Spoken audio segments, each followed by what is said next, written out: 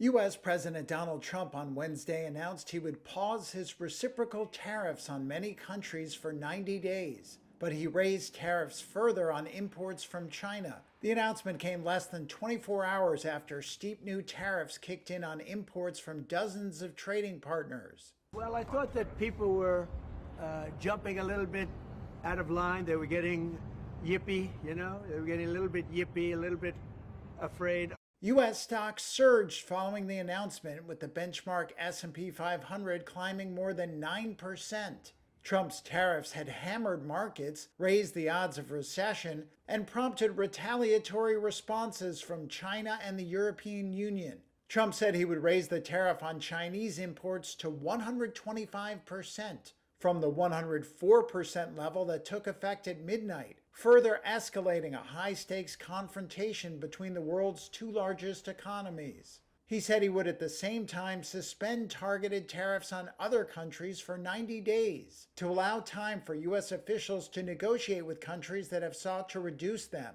A 10% blanket duty on almost all U.S. imports will remain in place. Nothing's over yet, but we have a tremendous amount of spirit from other countries, including China. China wants to make a deal. They just don't know how quite to go about it. It's one of those things they don't know how quite. They're proud people. And President Xi's a proud man. I know him very well, and they don't know quite how to go about it, but they'll figure it out. They're in the process of figuring it out, but they want to make a deal. This is chaos. This is government by chaos. The top Democrat in the U.S. Senate, Chuck Schumer, blamed Trump for hurting the country, but said he was gratified by the president's latest move. Donald Trump is feeling the heat from Democrats and across America about how bad these tariffs are.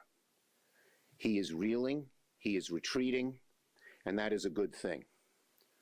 We are going to continue to put the heat on him because there are still much damaging tariffs in place.